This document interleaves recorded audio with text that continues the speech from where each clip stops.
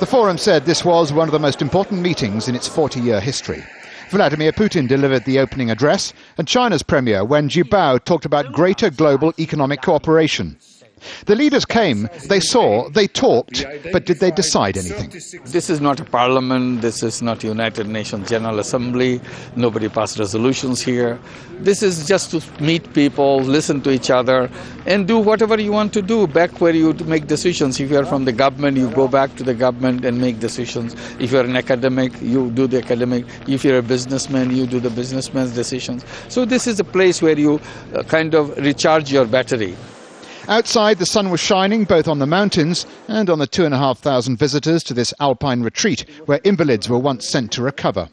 But the temperature inside the hall was turned up high during the first session on Gaza. Shimon Peres had talked at length about Israel's reasons for war, but the moderator didn't allow the Turkish Prime Minister enough time to respond. He thought a break for dinner was more urgent.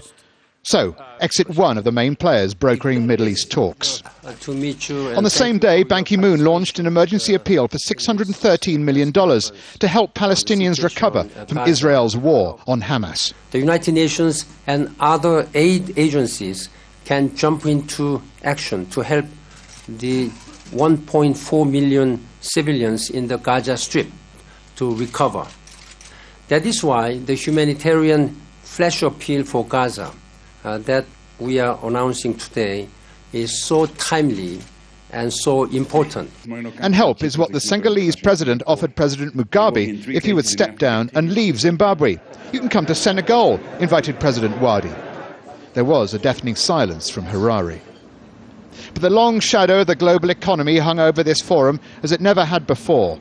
Several notable CEOs were missing, frightened their shareholders might not agree with a Swiss jaunt at this time. German leader Angela Merkel did come and suggested a UN Economic Council along the lines of a Security Council. It's an idea she suggested before, but so far to lukewarm reaction. Renewable energy. Al Gore, the Nobel laureate and former American vice president, increased his carbon footprint to come here and plea for less climate change.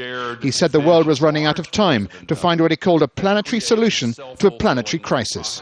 But all the leaders, none of whom took any blame for destroying the global economy, did agree that only global cooperation, not a retreat from globalization, was the answer to the crisis. And if we don't act, protectionist tendencies will become paramount, and we will have failed in this first stage of building a new global era, which I hope will end with a global economy becoming a truly global society. Davos is a massive networking fest. Financiers and politicians all told me they can work 20 meetings here in the course of 3 or 4 days, meetings that would normally take 6 months to organise. But is there value, apart from saving time?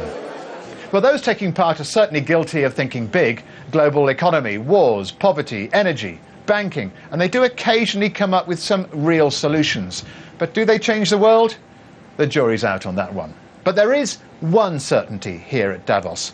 When that sun goes down behind the mountain and the world leaders fly back to their homes, the next morning when the sun comes up again, their skiers will be back on the slopes. Stephen Cole, Al Jazeera, in Davos.